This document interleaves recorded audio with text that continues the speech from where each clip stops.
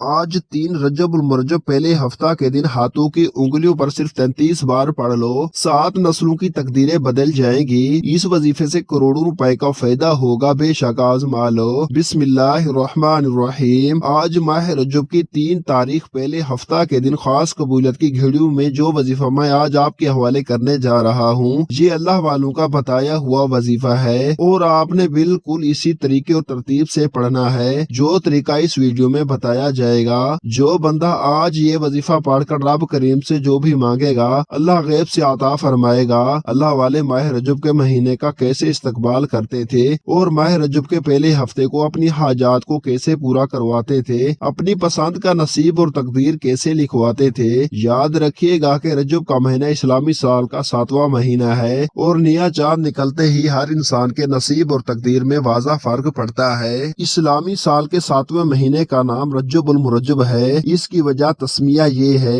کہ رجب ترجیب سے ماخوذ ہے اور ترجیب کے معنی تعظیم کرنا ہے۔ یہ حرمت والا مہینہ ہے۔ اس مہینے میں جدال و قتال نہیں ہوتے تھے، اس لیے اسے الاسم رجب کہتے تھے کہ اس میں ہتھیاروں کی آوازیں نہیں سنی جاتی۔ اس مہینے کو اسب بھی کہا جاتا ہے کیونکہ اس مہینے میں اللہ تعالیٰ اپنے بندوں پر رحمت و بخشش کے خصوصی انعامات فرماتا ہے۔ اس ماہ میں عبادات اور دعائیں قبول ہوتی ہیں۔ دور جہالت میں مظلوم ظالم کے لیے رجب میں بد دعا کرتا تھا۔ ماہ رجب کی فضیلت: رجب ان 4 مہینوں میں سے ایک ہے جن کا قرآن کریم نے ذکر فرمایا ہے۔ بے شک مہینوں کی گنتی اللہ کے نزدیک 12 مہینے ہے۔ اللہ کی کتاب میں جب سے اس نے آسمان اور زمین بنائے ان میں 4 حرمت والے ہیں۔ یہ سیدھا دین ہے، تو ان مہینوں میں اپنی جان پر ظلم نہ کرو۔ سرکار غوث الثقلین لکھتی ہیں کہ رجب کا ایک نام مطہر ہے۔ نبی کریم صلی اللہ علیہ وسلم نے ارشاد فرمایا، رجب اللہ تعالیٰ کا مہینہ ہے اور شعبان میرا مہینہ ہے اور رمضان میری امت کا مہینہ ہے۔ ایک اور جگہ نبی کریم صلی اللہ علیہ وسلم نے یوں ارشاد فرمایا،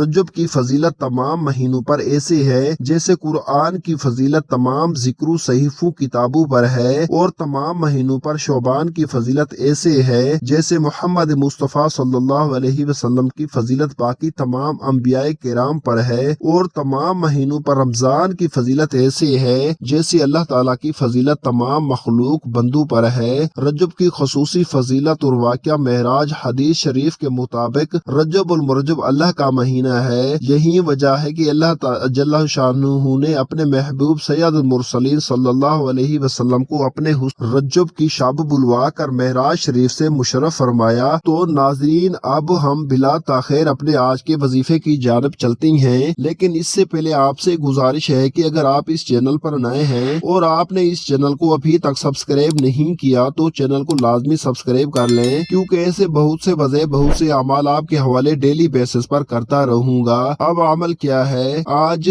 3 رجب پہلا ہفتہ مبارک، آج کا پورا دن پوری رات آپ کے پاس موجود ہے۔ کسی بھی وقت جب آپ کو وقت ملے یہ وظیفہ پڑھ لیں۔ آپ نے باوضو مصلی پر بیٹھ کر اس وظیفے کو پڑھنا ہے۔ باوضو مصلی پر بیٹھ کر آپ نے سب سے پہلے اللہ کے حبیب صلی اللہ علیہ وسلم کی ذات مبارکہ پر 3، 7 یا 11 بار درود پاک پڑھنا ہے۔ درود پاک آپ کوئی سا بھی پڑھ سکتے ہیں۔ آپ مختصر اور آسان سا درود صلی اللہ علیہ وسلم پڑھ لیں، یا صلی اللہ علی محمد پڑھ لیں، یا آپ نماز والا درود ابراہیمی پڑھ لیں۔ ایک بار حصول برکت اور ثواب کے لیے میرے ساتھ بھی پڑھیے گا۔ اللہم صلی علی محمد وعلی آل محمد کما صلیت علی ابراہیم وعلی آل ابراہیم انک حمید مجید۔ اللہم بارک علی محمد وعلی آل محمد کما بارکت علی ابراہیم وعلی آل ابراہیم انک حمید مجید۔ 3، 7 یا 11 بار درود پاک پڑھ کر آپ نے اپنے مقصد کی نیت کرنی ہے۔ ہر انسان کا مقصد الگ ہے، ہر انسان کی حاجت الگ ہے۔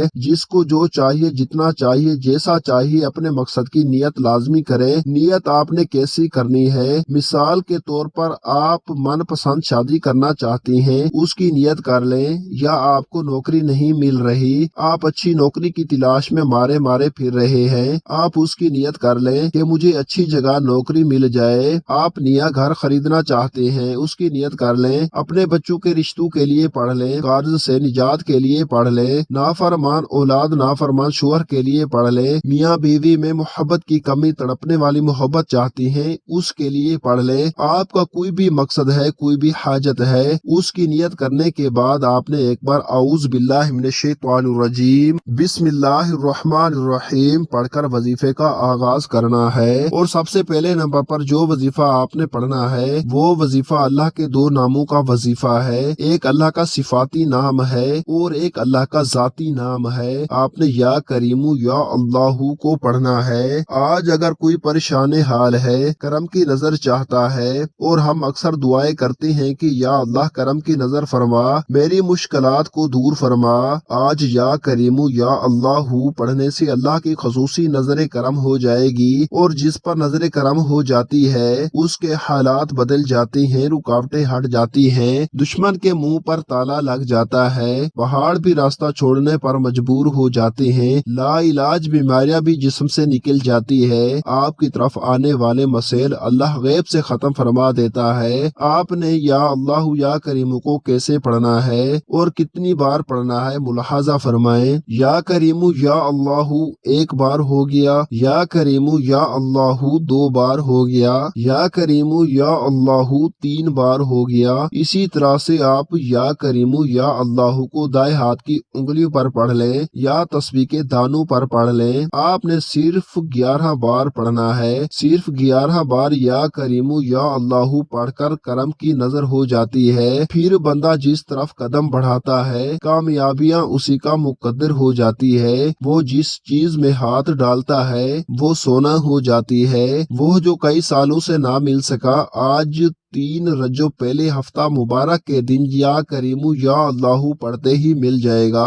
11 بار یا کریم یا اللہ کو پڑھتے ساتھ ہی آپ نے فوری طور پر دوسرے نمبر پر جو وظیفہ پڑھنا ہے وہ وظیفہ قرآنی آیت کا وظیفہ ہے۔ اس قرآنی آیت کو پڑھنا بھی ثواب ہے اور سننا بھی ثواب ہے، اور اگر اس آیت مبارکہ کو کسی مقصد کی نیت کر کے پڑھا جائے تو اللہ ہر مقصد میں کامیابی کو یقینی بنا دیتا ہے۔ جو لوگ کہتے ہیں کہ وظیفہ پڑھ کر پتہ نہیں فائدہ ہوگا یا نہیں ہوگا، آج اس ایک قرآنی آیت کو پڑھ کر دیکھیں تو آپ کو خود اندازہ ہو جائے گا کہ یہ قرآنی آیت کتنی بابرکت ہے، یہ قرآنی آیت کتنی طاقتور ہے۔ اس آیت کو پڑھنے والے پر کیسی اللہ کی رحمتیں برکتیں بارش کی طرح برسنا شروع ہو جاتی ہیں۔ آپ نے حسبنا اللہ و نعم الوکیل کو پڑھنا ہے، کسی طریقے سے پڑھنا ہے، یہ سب سے خاص بات ہے۔ اس آیت کو پڑھنے کا طریقہ ملاحظہ فرمائیں۔ حسبنا اللہ و نعم الوکیل ایک بار ہو گیا، حسبنا اللہ و نعم الوکیل 2 بار ہو گیا، حسبنا اللہ و نعم الوکیل 3 بار ہو گیا۔ اسی طرح سے آپ حسبنا اللہ و نعم الوکیل کو اپنے دائیں ہاتھ کی انگلیوں پر پڑھ لیں یا تسبیح کے دانوں پر پڑھ لیں۔ آپ نے صرف 33 بار پڑھنا ہے۔ اللہ والے فرماتے ہیں کہ اس قرآنی آیت کو پڑھتے دوران آپ مانگ مانگ کر تھک جائیں گے لیکن اللہ کے خزانوں میں کمی نہیں آئے گی۔ اللہ والے بھی اس قرآنی آیت کو اپنے مشکل وقت میں پڑھتے تھے جب آپ کو لگے کہ تمام راستے بند ہو چکے ہیں، رکاوٹیں ہیں، بندشیں ہیں، ہر کام ہاتھوں سے نکل رہا ہے، بے چینی ہے، بے سکونی ہے، کام میں دل نہیں لگ رہا، ہر قدم پر کسی نہ کسی مشکل کا سامنا ہے، تو ایسے حالات میں آپ حسبنا اللہ و نعم الوکیل کو پڑھ کر دیکھیں۔ اب تک آپ نے 2 وظائف پڑھ لیے، تو اب تیسرے نمبر پر آپ نے کون سا وظیفہ پڑھنا ہے؟ اب آپ نے ایک قرآنی سورت کو پڑھنا ہے جسے رزق اور دولت کا خزانہ کہا جاتا ہے، جسے کامیابی کا وہ راز کہا جاتا ہے، جس سے دشمن کی چیخیں نکل جاتی ہیں، جن کے رشتوں میں بندشیں ہیں، کاروبار میں بندشیں ہیں، گھر میں لڑائی جھگڑے ہیں، گھریلو ناچاکیاں ہے، گھر میں تمام افراد ایک دوسرے سے لڑتے رہتے ہیں۔ تو دوستو آج سورت کوثر کو پڑھتے ہی انشاءاللہ تمام کے تمام اثرات ختم ہو جائیں گے، لیکن پڑھنے کا طریقہ انمول ہے۔ آپ نے ایسے ہی لاپرواہی میں اس سورت مبارکہ کو نہیں پڑھنا، اس وظیفے کو اسی طریقے سے پڑھنا بہت ضروری ہے جس ترتیب سے میں آپ کو بتا رہا ہوں۔ ثواب کی نیت سے سورت کوثر کو تلاوت سماعت فرما لیں۔ بسم اللہ الرحمن الرحیم، انا اعطیناک الکوثر फसल्लि लिरब्बिक वन्हर इन्न शानियक हुवल अबतर। आपने तीसरे और आखिरी नंबर पर सूरत कौसर को सिर्फ 29 बार पढ़ना है, और जब आप 29 बार सूरत कौसर को पढ़ लें तो आखिर में फौरी तौर पर आपने आकाए दो जहां हजरत मोहम्मद मुस्तफ़ा सल्लल्लाहु अलैहि वसल्लम की जात मुबारका पर उतना ही दुरूद पाक लाजमी पढ़ना है जितना आपने अमल के शुरू में पढ़ा था, क्योंकि अव्वल व आखिर दुरूद पाक के बगैर कोई भी वजीफा मुकम्मल हो ही नहीं सकता।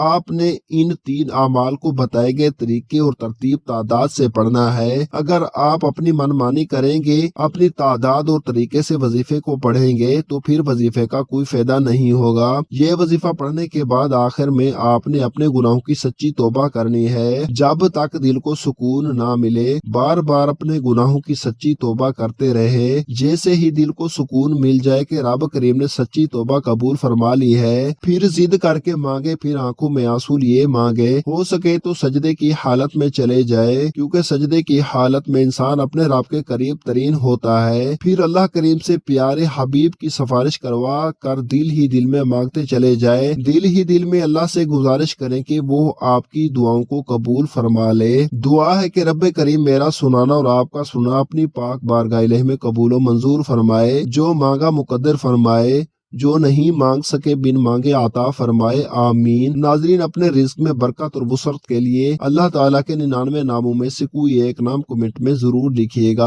अल्लाह ताला हम सबका हामी और नासिर हो, आमीन। अस्सलामु अलैकुम व रहमतुल्लाहि व बरकातुहू।